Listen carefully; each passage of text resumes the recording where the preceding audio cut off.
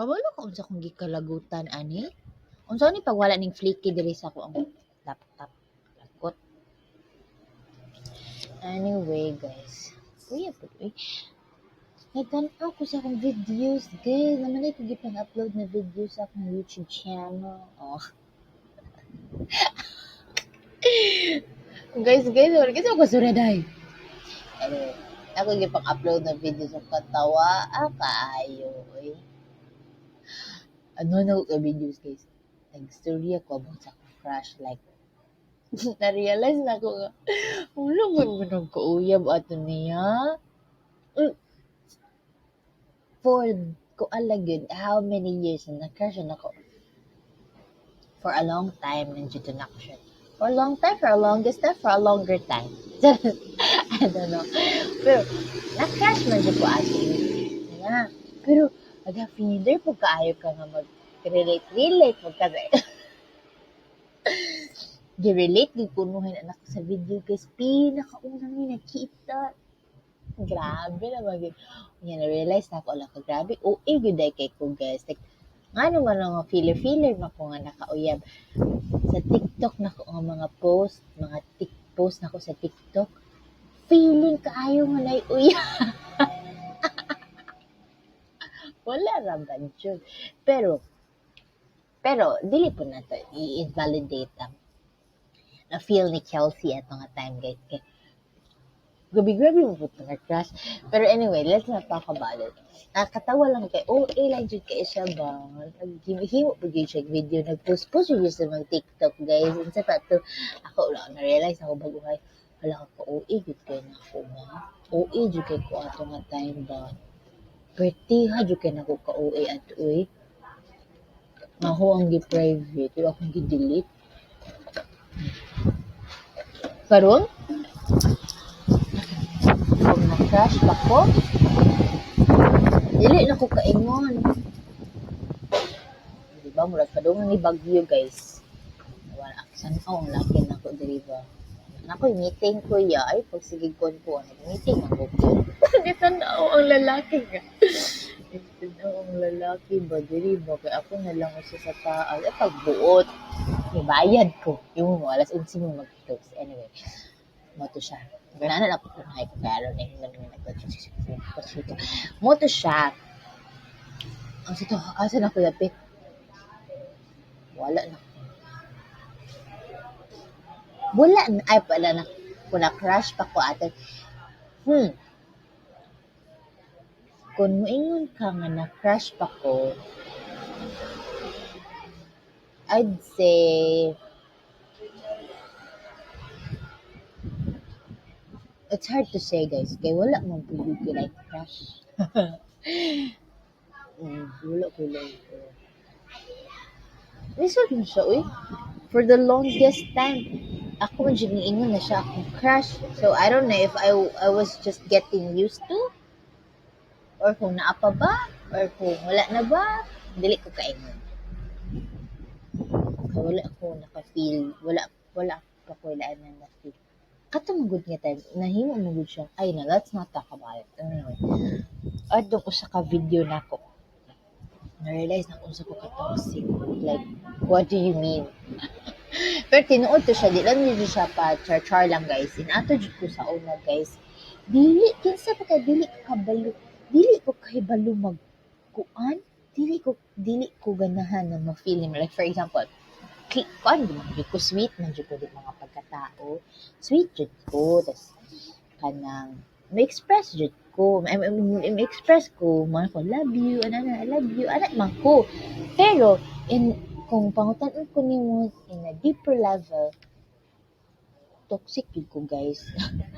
Like dili ko ganahan na ma-feeling mo na appreciate ka.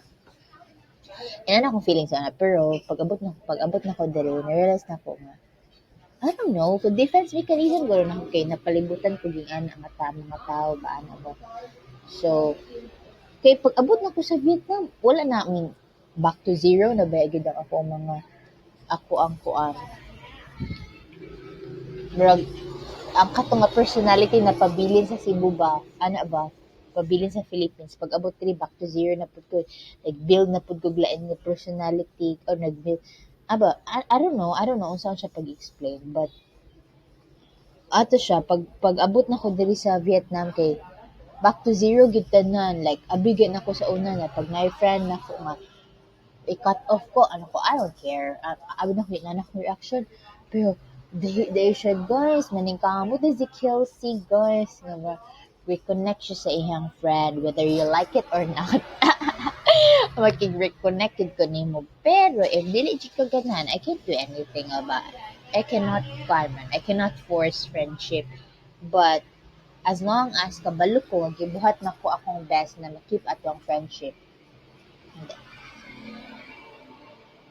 At least, muna ako ang nabuhat na. If dili gid ka, and I'll respect you, that's your decision.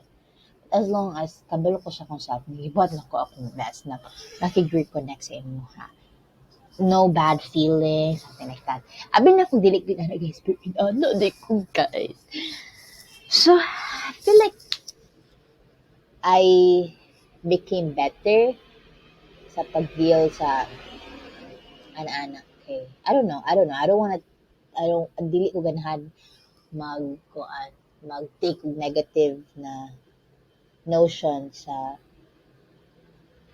di ko ganahan magbutang og ana magud ko sa una guys, like for example nakoy bad nga kinaiya.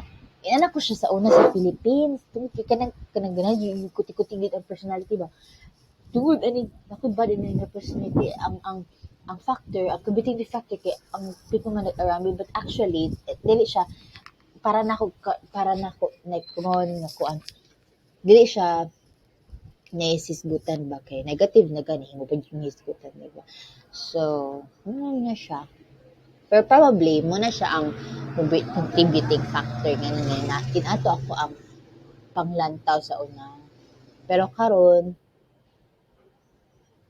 lahi na. Feeling ako lahi na ko.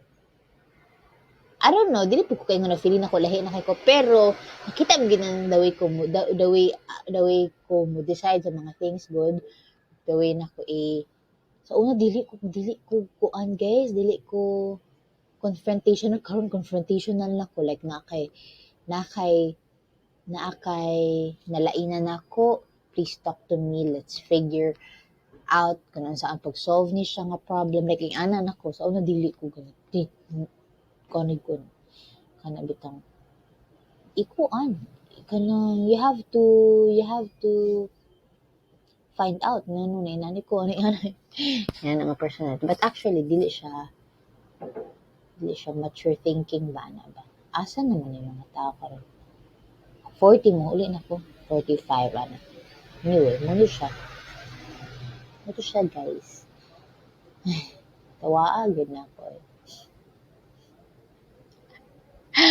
Muto siya.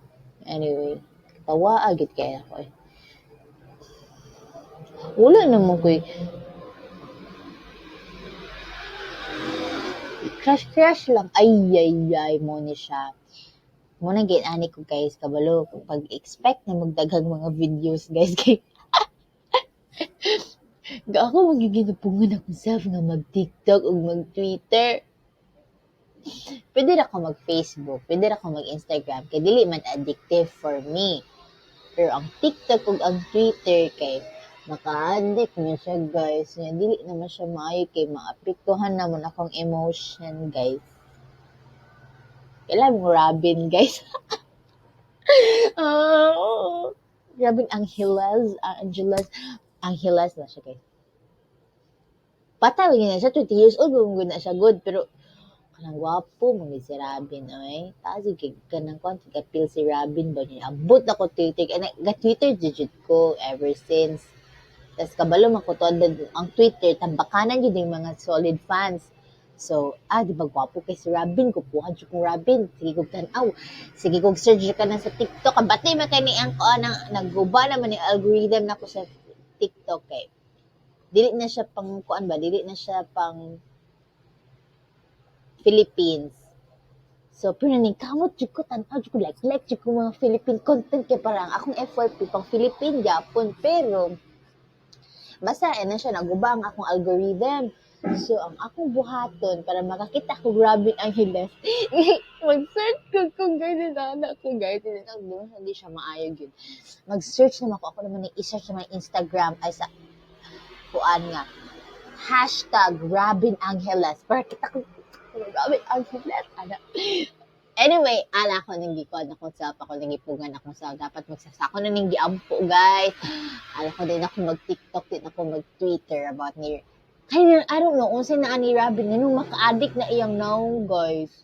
Dili mo makasungol iyang nawong. Dili sungol iyang nawong. Di siya sungol ng pagkagwapo. Nabi ba mga gwapo nga sungol, di ba? Pero si Robin dili siya. Tungod siguro ko. I don't know. I just do not want to talk about him because obviously, I'm investing emotion again, and I want it. Ayun na, guys.